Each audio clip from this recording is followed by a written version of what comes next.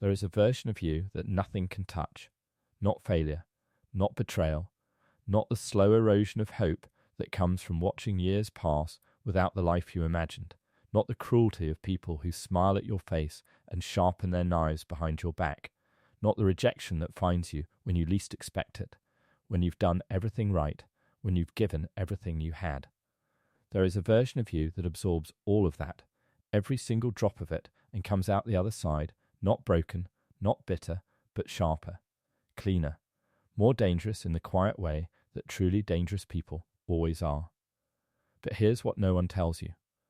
That version of you doesn't arrive. You don't stumble into it one morning after a good night's sleep, or a motivational video, or a week of journaling. It doesn't come as a gift from circumstances that finally go your way. It is forged. Deliberately. Painfully. Through a process most people are too comfortable to begin and too impatient to finish. It is built in the moments when everything in you wants to collapse and you choose not to. It is constructed in silence, through decisions that no one sees, through discipline that earns no applause, through a kind of invisible war you wage against the weakest parts of yourself every single day. Niccolo Machiavelli spent his life studying power.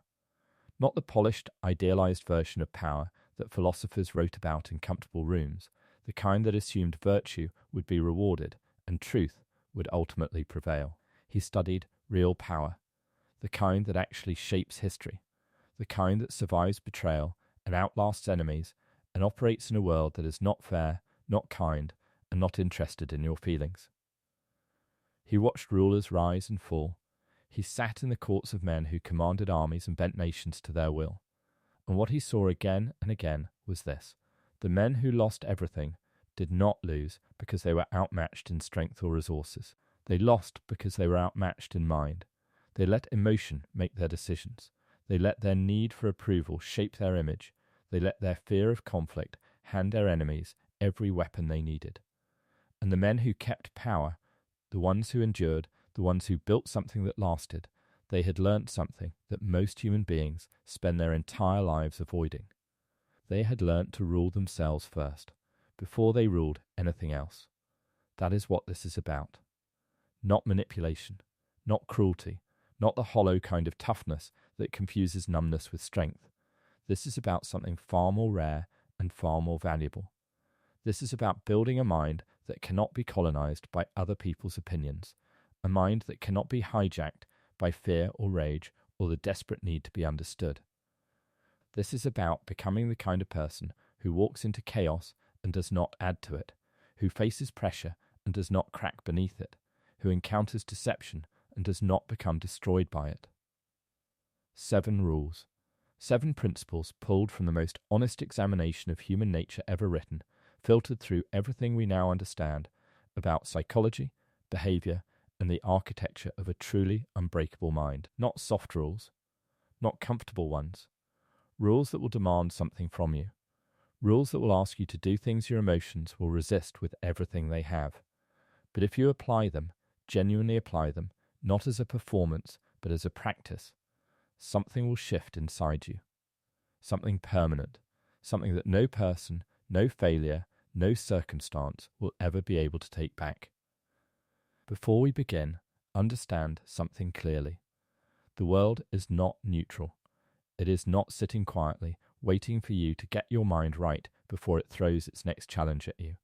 It is moving right now. People are forming opinions about you right now, based on how you carry yourself, how you respond under pressure, how quickly you can be rattled, how easily you can be read. The world is constantly reading you, and it is deciding, based on what it reads, whether to respect you or use you, whether to follow you or dismiss you, whether to trust you or test you. Most people have never thought about this consciously. They move through the world reactively, letting their emotions broadcast everything, letting their need for validation make them predictable, letting their triggers be pulled by anyone with enough patience to find them. And they wonder why their life feels like something that happens to them rather than something they create. They wonder why they keep finding themselves in the same dynamics, the same powerless positions, the same patterns of being underestimated and overlooked and taken advantage of? The answer is always the same. The mind was not ruled. And because the mind was not ruled, it was ruled by something else. By fear, by habit, by the invisible expectations of people whose approval was never worth having. You cannot build a life of any real depth or dignity on an uncontrolled mind. It is like trying to construct a building on sand. Every storm, every tremor, every unexpected weight will bring it down. But a mind that is trained, disciplined, and deliberately shaped becomes something else entirely. It becomes the kind of foundation that holds no matter what is placed on top of it. So here is the first and most important thing you need to accept before these 7 rules will mean anything to you. Your mind is not a passive instrument. It is not simply receiving the world and responding to it automatically. It is an active force, and right now, either you are directing it or something else is. Either you have decided what it will focus on, how it will interpret what happens to you, what it will allow to disturb it, what it will let pass, or those decisions are being made for you by the news you consume, the people you surround yourself with, the memories you haven't processed, the fears. You haven't examined. There is no neutral. There is no middle ground. Every moment, your mind is being shaped by something. The only question is whether that something is you. These rules will teach you how to take that control back. And once you have it, truly have it, you will understand something that will change every relationship, every challenge, every room you walk into for the rest of your life.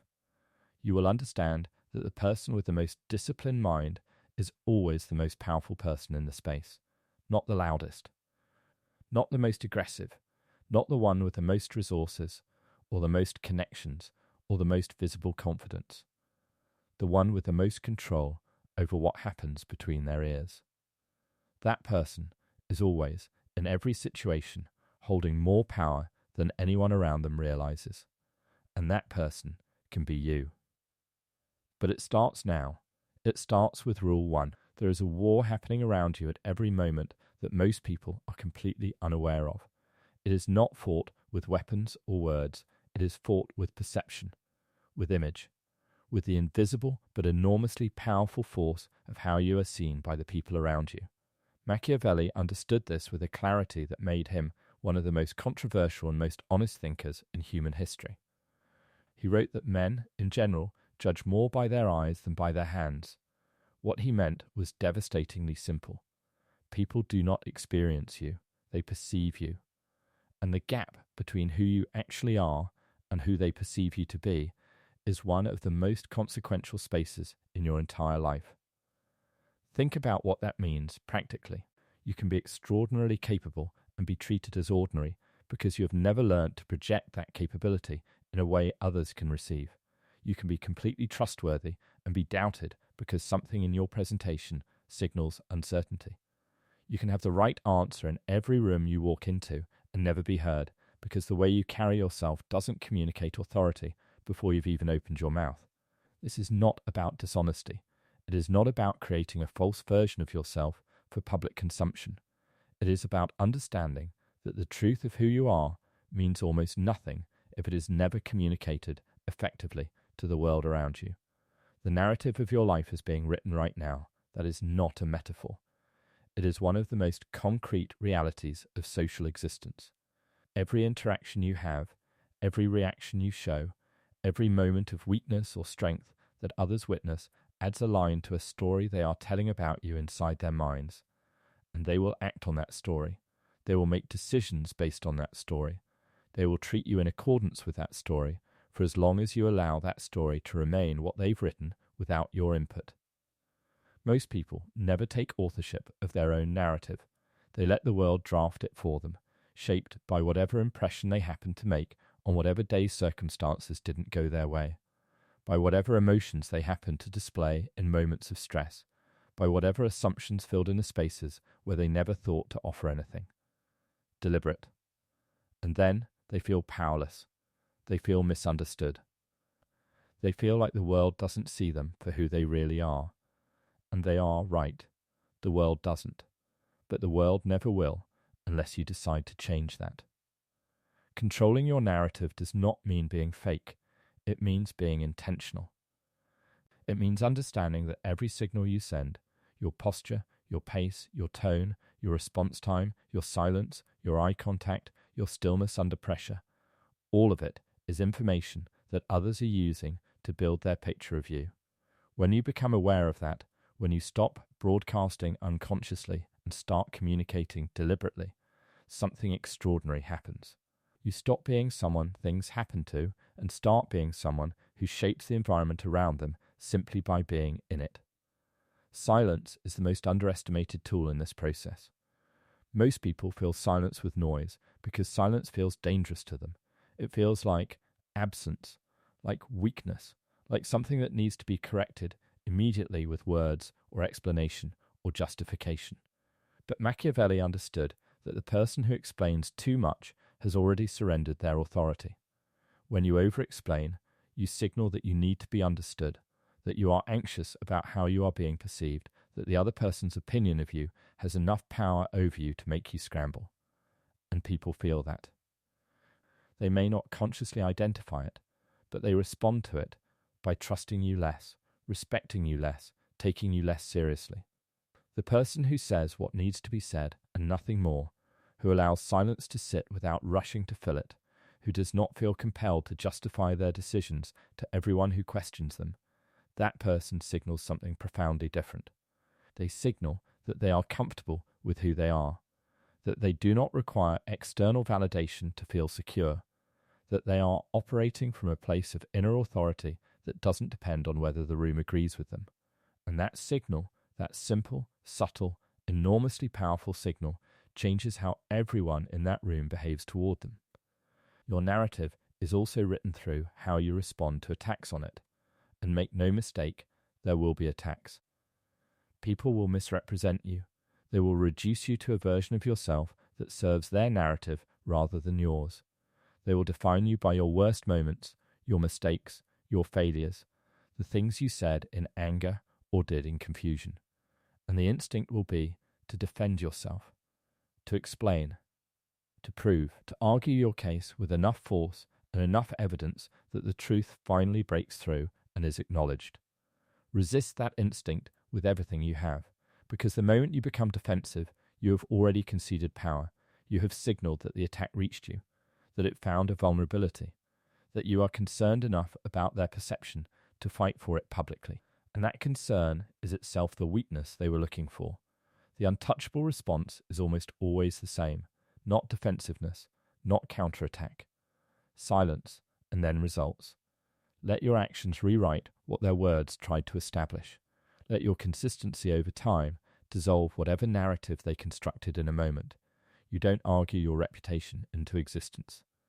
You build it through repeated demonstration of exactly who you are, on your terms, in your own time, completely indifferent to whether they're watching or approving.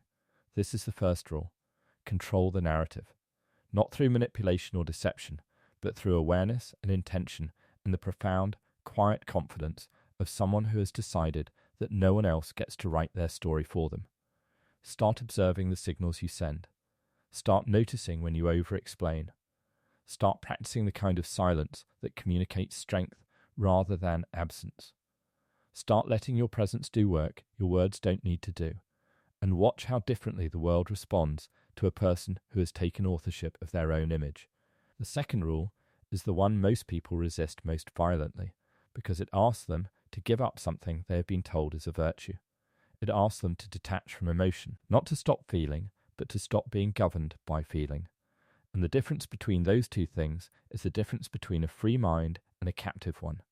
Emotion is the primary mechanism through which the world controls people who have not yet learned to control themselves. This is not cynical, it is simply accurate. When someone can reliably trigger your anger, they own your behavior in those moments.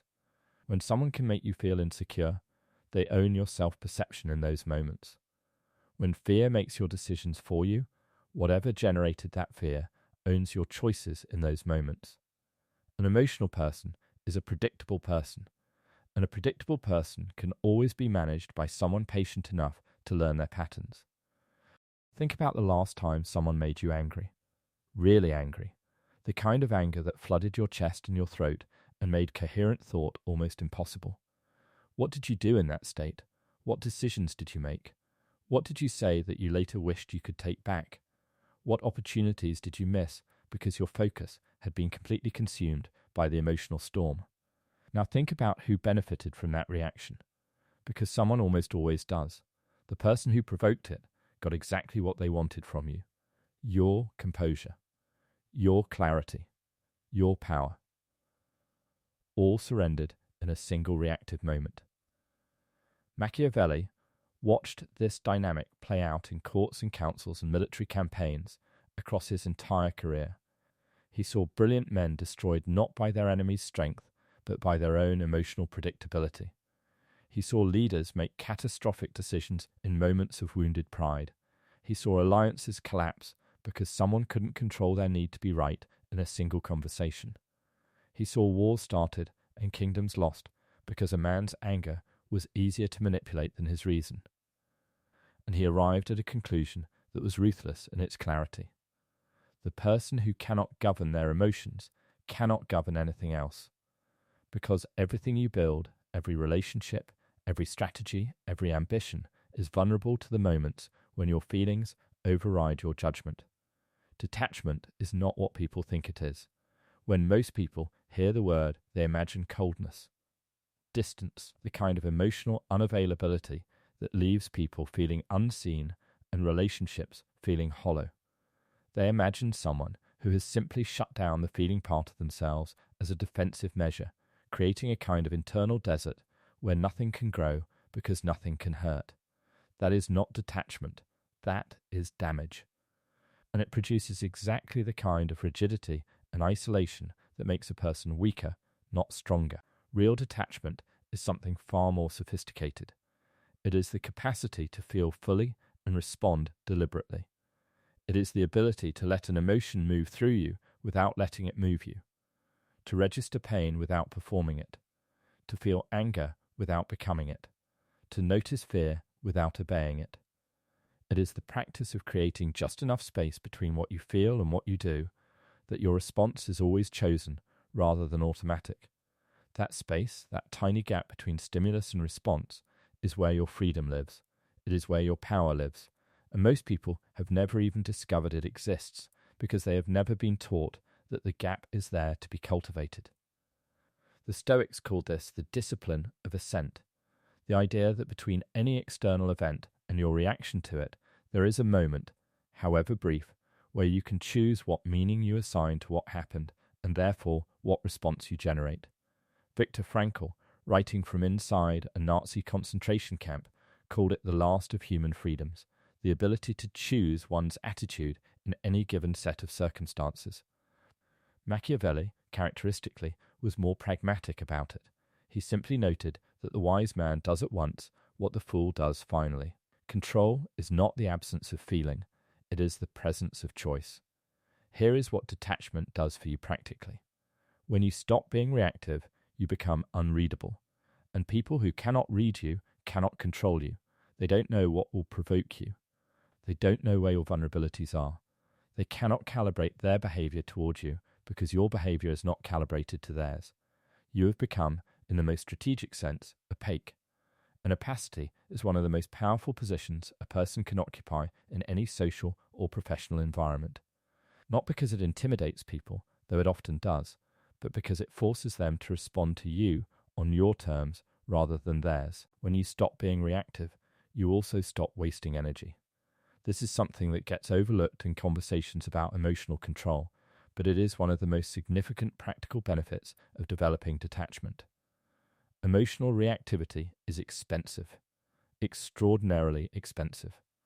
Every time you get drawn into an argument that didn't need to happen, every time you spend hours replaying a conversation and composing the perfect response in your head, every time you lose a night of sleep because someone said something that you can't stop turning over, you are spending energy. Finite, irreplaceable energy that could have gone toward building something, solving something, becoming something. The person who has mastered detachment retains that energy. They move through the world with a kind of efficiency that others find almost uncanny because they are not hemorrhaging focus and vitality on every emotional provocation that crosses their path. When you stop being reactive, you start being strategic. Because strategy requires a clear view of the landscape, and you cannot see clearly when your vision is fogged by emotion. Anger narrows your thinking to the immediate and the personal. Fear contracts your awareness to the threatening and the worst case. Grief can make the present feel unreachable.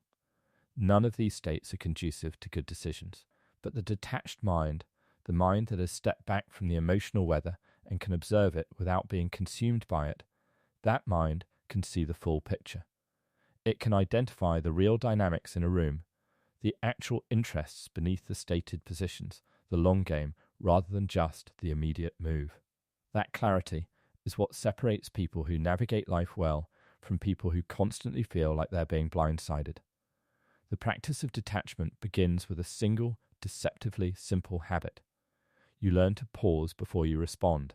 Not a long pause, not a theatrical pause that announces itself, just a breath, a moment of deliberate suspension where instead of allowing the first reaction to fire automatically, you ask yourself one question. Does responding from this emotional state serve me? Sometimes the answer is yes. There are moments when emotion is information, when anger is appropriate and righteous and useful, when grief needs to be expressed, when fear is pointing at something real that needs to be addressed. Detachment doesn't mean ignoring those moments. It means choosing them rather than being chosen by them. But far more often, if you are practicing that pause honestly, the answer will be no. Responding from this state will not serve you. It will create consequences you'll have to manage later. It will hand power to someone who doesn't deserve it. It will spend energy on something that will look completely different in 24 hours. And in that recognition, you have your first taste of what detachment actually feels like. Not cold, not empty, but free. Genuinely, powerfully free in a way that pure emotional expressiveness never is, because you are not being controlled. You are controlling. There is a specific kind of situation where detachment matters more than any other, and it is the situation most people handle worst. It is provocation. The deliberate, calculated attempt by another person to get underneath your skin, to find the tender place where your insecurity lives, and press on it until you react in a way that reveals exactly where you are vulnerable. Everyone you will ever deal with in a position of conflict will attempt this, some consciously, most unconsciously, because destabilizing your opponent is simply one of the oldest and most effective strategies in human interaction. The question is never whether it will be tried. The question is whether it will work. The person who has not developed attachment is almost completely defenseless against this, because the mechanism of provocation is not primarily verbal. It doesn't require the other person to say something objectively offensive. All they need to do is find the thing you are already insecure about and gesture at it, even obliquely, even deniably. And if you are not watching yourself from the inside, if you have not developed the habit of observing your own emotional state in real time, you will react before you even understand why. You'll find yourself angry or defensive or anxious and won't quite be able to articulate what triggered it. But the other person will know they found the door, and they will use it again.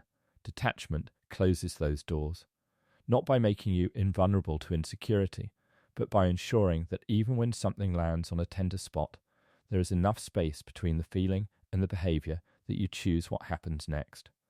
You can feel the sting and still smile. You can register the attack and still respond with absolute calm. You can know that something was meant to wound you and simply decline to show the wound. And that non-reaction, that unreadable, unshakable composure in the face of deliberate provocation, is one of the most psychologically devastating things you can do to someone who is counting on getting a response, because you have told them without a single word that they do not have access to you, and access is everything in the game of influence and control. The third rule grows directly from the second, and it is in many ways the most counterintuitive of all seven, because it asks you to use silence not as an absence of communication, but as one of the most powerful forms of it. In a world that has become almost pathologically noisy, where everyone has a platform and everyone is broadcasting, and the pressure to have a take on everything in real time has never been greater, the person who masters strategic silence possesses an advantage so rare it borders on the supernatural. Most people are afraid of silence. They experience it as a void, as something that needs to be filled immediately, as a signal that something has gone wrong in the interaction and needs to be corrected with words. In conversation, they rush to fill pauses. In conflict, they feel compelled to respond to every point made against them. In uncertainty, they feel the need to perform confidence verbally, even when genuine confidence would simply be quiet. And all of this noise, all of this constant broadcasting, does something they never intend. It makes them completely legible, transparent, easy to read, easy to predict, easy to manage. Machiavelli wrote about the power of the prince, who speaks rarely and deliberately, who allows others to fill the silence around him, who listens far more than he speaks, and therefore understands far more than those who are too busy talking to notice what's actually happening in the room. The person who talks most in any given interaction is almost always revealing most. They are showing their anxiety, their need for approval, their insecurity about how they're being perceived, their desire to control the interaction through sheer volume of output. And the person sitting across from them, if they are paying attention, is receiving all of that information as intelligence. Strategic silence operates on several levels simultaneously. At the most basic level, it is simply the practice of saying less than you think you need to say, of trusting that what you have communicated is sufficient without the impulse to elaborate, clarify, justify, or hedge. When you make a decision, you state it. You do not deliver a detailed explanation of your reasoning to everyone who might question it. When you have a position, you express it with clarity and then you stop. You do not keep talking until you feel sure the other person understands and agrees. You say what you mean what you say, and then you let it land without management. This is harder than it sounds for most people, because the silence that follows a statement feels like a gap that needs to be bridged. It feels like the other person's uncertainty or disagreement is a problem you are responsible for solving in real time. But it is not. The silence is not a gap. It is information flowing back to you. It is the other person processing, reacting, revealing their own position through their discomfort with the pause. If you fill the silence, you deprive yourself of that information. You take the pressure off them and put it on yourself. You start explaining yourself to someone who is simply thinking. And in doing so, you hand over control of the interaction to your own anxiety. At a deeper level, strategic silence is about the management of mystery. There is a reason that the most compelling people you have ever encountered in your life were not the ones who told you everything about themselves immediately. They were the ones who revealed themselves slowly, partially, in carefully chosen fragments that made you want to know more. Mystery creates gravity. It creates the psychological pull that makes people lean toward you rather than away, that makes them think about you when you're not in the room, that makes them attribute depth and complexity to you even before they have evidence of it. Because the human mind, when confronted with incomplete information, does not simply wait patiently for more. It fills the gaps. It constructs a narrative. And if you are strategic about what you reveal and what you withhold, you can influence what narrative gets constructed without ever saying a word that isn't entirely true. This is not manipulation in the pejorative sense. It is simply the understanding that in any relationship, personal or professional, the person who reveals everything immediately has given away all their leverage. They have nothing left to offer by way of discovery. There is no journey involved in knowing them because they handed over the destination at the very first meeting. But the person who discloses thoughtfully, who lets the relationship develop through gradual revelation, who has depth that take time to reach, that person maintains a kind of gravitational pull that the oversharer never can. People invest in mysteries they are still trying to solve. They disengage from open books they've already read. At the deepest level, strategic silence is a form of psychological warfare, and Machiavelli would have called it exactly that without any apology. When you respond to an attack with silence, you do something to the attacker's psychology that no counter-argument ever could. You make them uncertain. They know they threw something at you. They expected a reaction. They calibrated their next move around the reaction they anticipated. And now there is nothing to calibrate against, nothing to push off of, nothing to grab onto. The silence sits between you like a wall they cannot find the door in, and the longer it sits, the more uncomfortable they become, the more they start to question whether their attack even landed, whether you heard it, whether you care, whether you are already 3 moves ahead of them in a game. They thought they were winning. Most people, when faced with this kind of non-reaction, will do something revealing. They will keep talking. They will elaborate on the attack, trying to provoke the response they expected. They will backtrack, suddenly unsure whether they went too far. They will become visibly uncomfortable in a way that tells you everything you need to know about where their confidence actually sits. And you will have learned all of that simply by saying nothing, simply by having the discipline to resist the pull of your own impulse to respond and letting the silence do work that your words never could. The 4th rule is the one that most people find the most psychologically threatening, because it requires you to do something that runs completely against the grain of how most people have been taught to think about relationships and community and belonging. It requires you to choose your inner circle with the same ruthless precision that a surgeon uses to operate, not unkindly, not coldly, but with absolute clarity about the difference between the people who elevate you and the people who, however much you love them, are pulling you in the direction of your smallest self. Machiavelli was blunt about this in a way that made him enemies. He observed that the quality of a leader's mind is immediately visible in the quality of the people they choose to surround themselves with. Not because good people automatically attract other good people in some mystical karmic sense, but because the people you allow close access to you inevitably shape your thinking. They shape what you believe is possible. They shape how you interpret your own experiences. They establish the ambient emotional temperature of your daily life. And over time, through sheer repeated exposure, they calibrate your sense of what is normal, what is acceptable, what you deserve, what you should expect from yourself and from the world. If you surround yourself with people who have made peace with mediocrity, who have explained their limitations to themselves so thoroughly that they no longer experience them as limitations, but simply as reality, who have developed elaborate and sophisticated justifications for why the life they are living is the best life available to them, you will eventually begin to absorb that framework, not because you are weak, not because you have no independent mind, but because human beings are fundamentally social creatures whose brains are wired to synchronize with the people they spend the most time with. This is not philosophy. It is neuroscience, mirror neurons. Emotional contagion, the fundamental human tendency to unconsciously adopt the behaviors, beliefs, and emotional states of those in our immediate environment. It happens whether you are aware of it or not. The only question is whether you are being